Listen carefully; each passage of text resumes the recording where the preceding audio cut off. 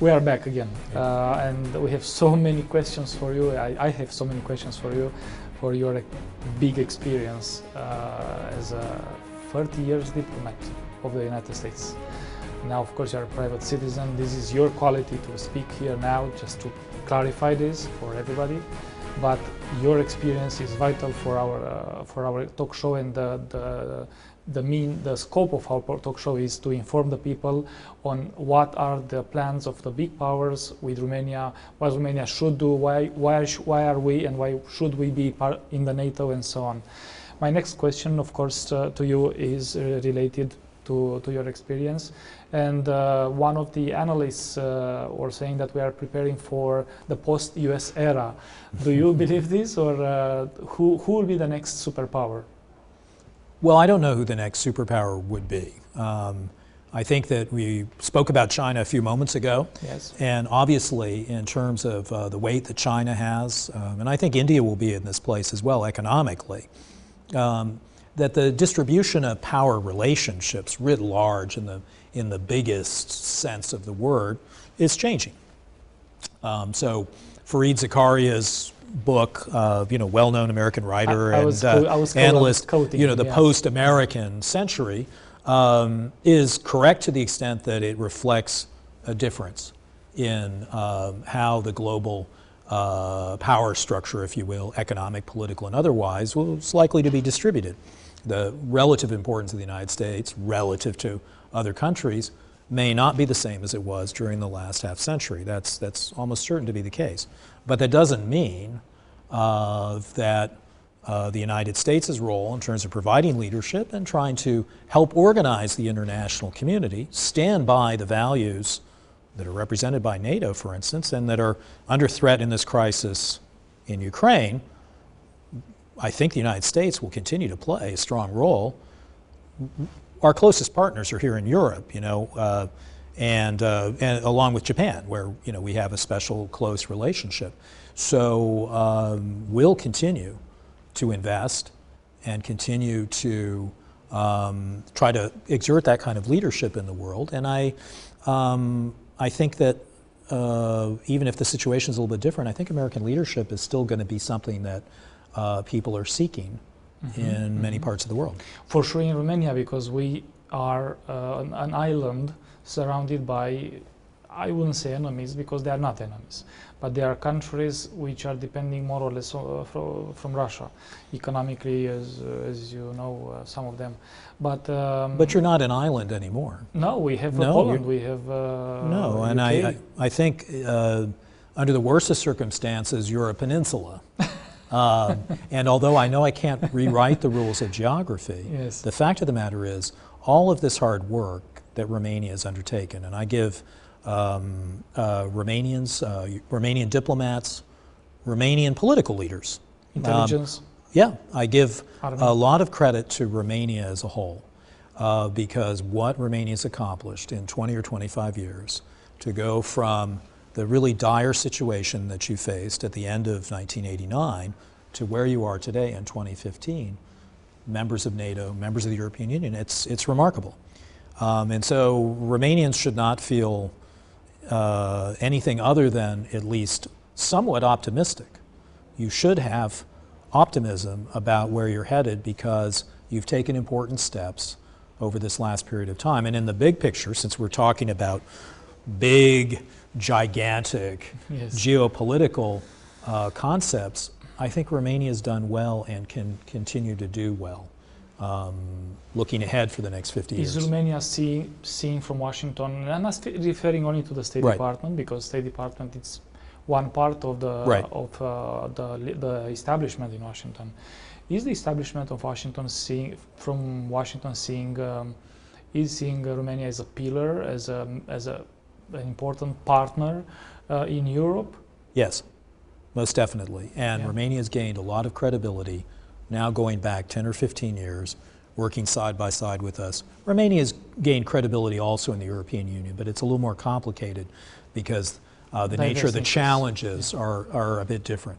Some of the same questions remain about Romania. I don't have to tell you. In terms in terms of concerns about corruption, transparency, the kinds of things that former Ambassador my guest spoke to. But I think the election of President Iohannis was a major and positive statement about Romania in Europe and beyond. It said a lot about Romania, that you were willing to elect someone who was a mayor with a strong track record, but who hadn't held national office in the same way, and who was from a minority within Romania. Just like the United States electing Barack Obama said something about the United States that was very positive, I think Romania said something about itself in this last election that was very positive. So that, plus the fact that now there are years and years of collaboration in the defense area, diplomatic area, law enforcement collaboration, of Romania's credibility is considerable. But there is the economic piece where there's still more work that needs to be done. Yes, I think we would need to cooperate more on the economic affairs. The current government, also the defense ministry, the minister, the interior minister, and so on. Just to be fair, not only mentioning Mr. Iohannis, they were also working very close with with you, and I'm happy to hear that the establishment as a whole is not, Romania is on the map of the establishment, is not away, because it's difficult when you have so many countries to look at to know exactly which are important for you and what is important. And Romania now, I understand, it is on the map, and this is crucial, and that's why this is the way I come to an important question to you as an individual, as a person, just for people to understand your response and for you to have all the freedom.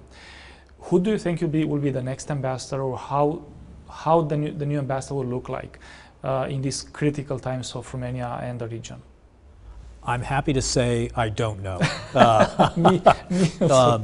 But I think, and this has been something that I've been talking to Romanians about informally as a private citizen the last few days. And I think there are some opportunities that anyone, whether the next U.S. ambassador is a political appointee or a career diplomat, we've had both over the years, and we've had some very good politicians, some very good businessmen who came as ambassadors, and we've had some very good career diplomats over the years. But whoever it is, I think, on the one hand, they'll benefit from the work that Romania and the United States have done before in terms of strengthening the strategic partnership. Where we are today compared to where we were 15 years ago we've taken things a long way, thanks to Romania. But this economic and commercial dimension, maybe finding ways of attracting more American investment in the energy field, for instance, where I think there are a lot of American businessmen and investors who are interested in that area. There's a moment of opportunity. I think would be a great thing. Whoever the ambassador is, whoever she or he is. It's a she also. I have no idea, but I think that's a possibility always. It should be. Of course. You should have more women ambassadors in the United States, and we should have more women ambassadors everywhere. But whoever it is, I think will look at the situation, and I think they will find their way, among other things. They can't ignore everything else, but will hopefully find a way to really emphasize that economic connection and to try to build that, because that's an area that needs additional work. But still, I mean, you have so much experience, and if you would be the President of the United States, what kind of profile you would choose? It's not about the person. Of course, I had to ask you this question as well. It was my job to do that. Right. Let's say, but and you're not the only person who's asked since I've been here. We don't want to speculate. That's why I'm asking you, and we don't say, "Oh, we think so." Yeah. But in terms of profile, now it's a certain time of history, a certain moment, and. Let me be very blunt with you. I was so happy we didn't have an ambassador in these 3 years. I know some of my, the politicians and Romanian people say, "Oh no, it was terrible. No, it was great," because you may not be able to say that, but I found Dwayne Butcher and Dean Thompson extremely professional, and not always the political appointees are so well prepared for the times that we are living. If now would be peace around Romania, if Romania would be in a normal situation, maybe yes, we could have a producer of I don't know, movie producer like in Hungary, right. Just to tease you a little bit. Right. But I think Romania now needs someone which understands security, not someone which understands, of course, the economic dimension, but the security, economic dimension, and cooperation. Someone which is prepared, knows very well Romania.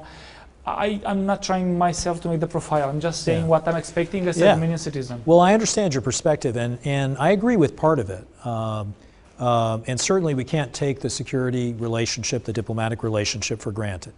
I am not like some of my former career diplomats. I actually believe we benefit from this. It's a sort of unique way of doing diplomacy, but where we marry the skills of a political appointee and then the career diplomats. Because if you get the best of both, you have a stronger combination. Yes. So I think you can aspire potentially to have the best of both worlds, but it doesn't really matter whether it's somebody from the private sector or someone from the career service. Some of the challenges and opportunities will be the same. And, but the ability and the experience to deal with them is not important? Well, if I look back to Ambassador Taplin, and I think about the things that he contributed while we were both here, he contributed some very important things which were drawn in part from his background. I remember when I was charge, I would go over to see, at that time, Prime Minister Tăriceanu. As I think everyone appreciates, there was a significant auto plant in Craiova that was, everyone knew was about to be put out for a bid again. And so the United States, on behalf of American business and other countries on behalf of other businesses, were interested in putting forward their best foot, as the expression goes. But now so I would go over to see the Prime Minister as a charge, as a career diplomat with no business background, and I would have my points. And Prime Minister Tăriceanu was always extremely polite and elegant about it, but I don't think he was that interested in what a career diplomat had to say about business, and particularly about the automotive business, which he knew much, much better than I did. Yes. When Ambassador Taplin showed up, it was an entirely different dialogue. And the first time he sat down with the Prime Minister and they had a chance to talk about the prospects of a major investment, and happily from our perspective, and I think for Romania, it turned out to be a major investment by Ford, it's a different dialogue. It's a different dialogue completely. And the Prime Minister and Ambassador Taplin were able to talk about that in an entirely different way than a career diplomat could. I understand. My last question to you. Yes. I was not very easy, but you as I think you were too easy on me. You proved to be very good diplomat. As a private citizen, who do you think will be the next president of the United States? I think it's going to be a very interesting election come on, for us. No, I'm at least with this question, be more blunt. No, I don't know. I don't know the answer to that, of course. No, who do you think? I mean, making analysis. A couple of observations. Sure. One is everyone assumes that Hillary Clinton, Secretary Clinton, who I worked with in Paris, I think she visited Paris while I was there 11 times, and who I think did very well as Secretary of State, I think she may be confronting some challenges. And so the Democrats don't have many other candidates, so that if for some reason she decides not to run for president, or if there are problems, there's a big question mark on the Democratic side who would be an alternative, and that's a weakness for the Democrats. With Jeff Bush, is not really difficult to win. I'm not so sure about that. I'm not so sure about that. I'm challenging.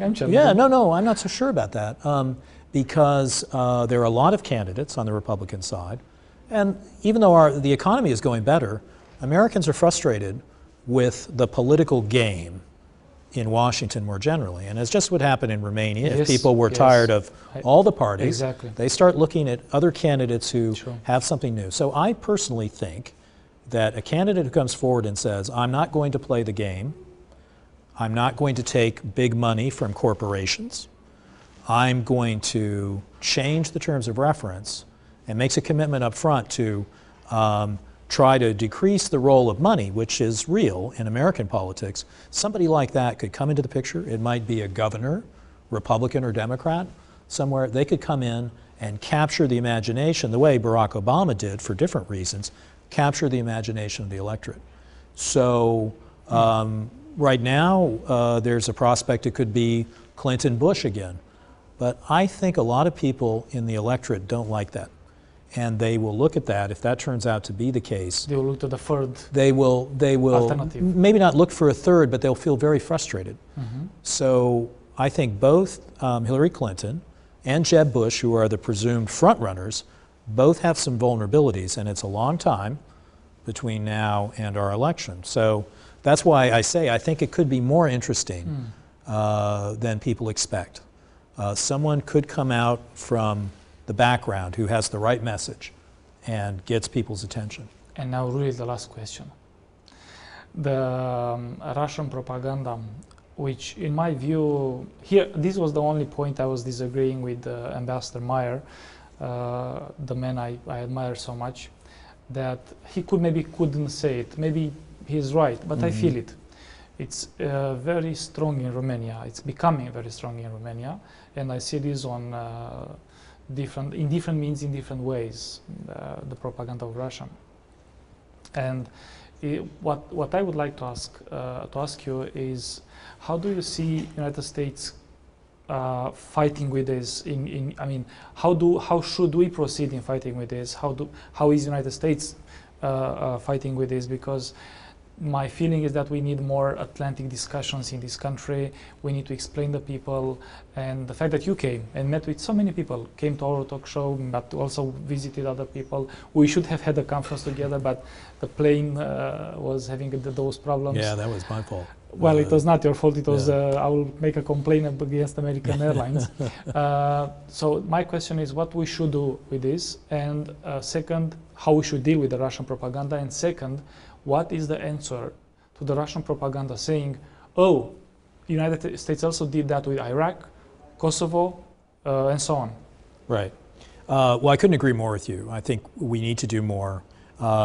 It's very interesting that in the latest budget figures from the Russian government, that you're looking at something like a 15 or 18% cut in funding for the environment. The Ministry of Culture cut by 7%. The military, is increased a little bit, and by far the biggest increase seems to be their information, in apostrophes, in quotation marks, their information effort. So we have to be realistic and recognize that we've got to do more, and I don't think we're doing enough. Now, just throwing money at the problem isn't good enough, because one thing we need to make sure we don't content ourselves with is simply responding to the Kremlin's largely inaccurate, mendacious propaganda, because that's what it is, and they've had a lot of experience doing that. And they're flooding the airwaves, and they're expanding their resources because they think they have an advantage in that area. I think we need to not just counter their messages, we need to take the initiative and talk in positive terms about Ukraine, in positive terms, and not just from Washington, but in positive terms from Bucharest and from Warsaw and from a lot of countries here in the region. Talk in positive terms about what we're about, and make sure that we're not confusing Vladimir Putin and a group of oligarchs and Siloviki with Russia. Absolutely. Because Russia is about a lot more, and there is a positive perspective somewhere in the future for getting our respective relationships with Russia in balance. And how do we respond to this propaganda? Oh, they did also in Iraq and Kosovo and so on. What is the response to that? Because this was a discussion, if you remember, between the Secretary General of NATO and a Russian parliamentarian recently, the president of the Committee for International Relations of the Russian Parliament, which was saying, you did also, and of course the response of the Secretary General of NATO was, yes, but we are defensive, we are not sending troops over other countries. So tell us, I mean, if I would want to confront you, I would say what the Russian propaganda say. Oh, you also went in Iraq and you couldn't find arms. And what is the response to such approaches when they go and kill and conquer territories like in the 1920s or even we would spend a lot of time here talking, unfortunately, about the historic patterns. Well, if we take Kosovo as an example, there is a response, and I think anyone who's looked at the Kosovo situation would recognize that whatever the decisions were, At the time, they were based on the fact that you had close to 90% of the population under threat, and there was a feeling that there needed to be a response. And I understand why Moscow was frustrated, and it created problems for all of us in our relationships with Serbia, but the circumstances were different. But the real response, in terms of public diplomacy, in the face of this kind of aggressive Russian message, is about building ties despite the obstacles. So I would love to see us, and I would love to see the European Union, providing the means for Romania, for the Baltic states, for Poland, for other countries in the region to voice their perspective. You, as newer members of NATO, newer members of the Western community who live in the neighborhood, to empower you to do more. And I'm not just talking about, you know, one press release versus another. No, of course. Not about just firing messages Absolutely. at each other. I'm talking about building networks and opening up university opportunities Absolutely, for Russians. yes, yeah. Putting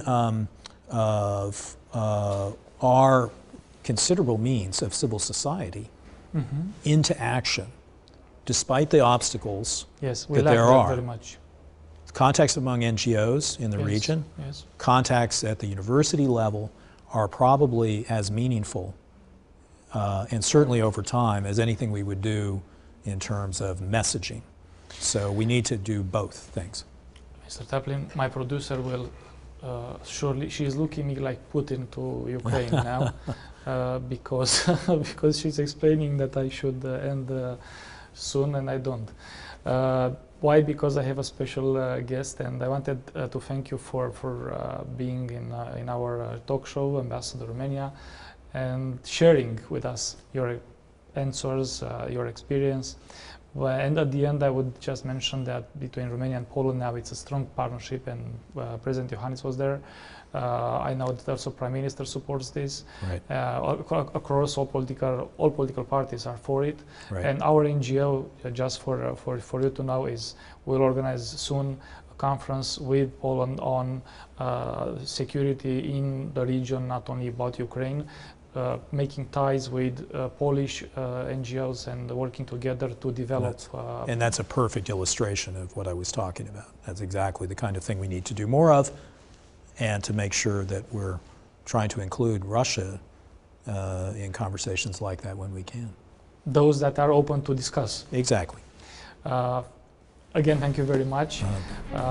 Mulțumim de foarte mult domnului Taplin, un admirator al României și un român, mai degrabă un român adevărat decât american, vreau să-l văd eu așa. Îi mulțumesc foarte mult pentru prezență și ne vedem cu ambasadorul Ucrainei la următoarea ediție. O zi bună!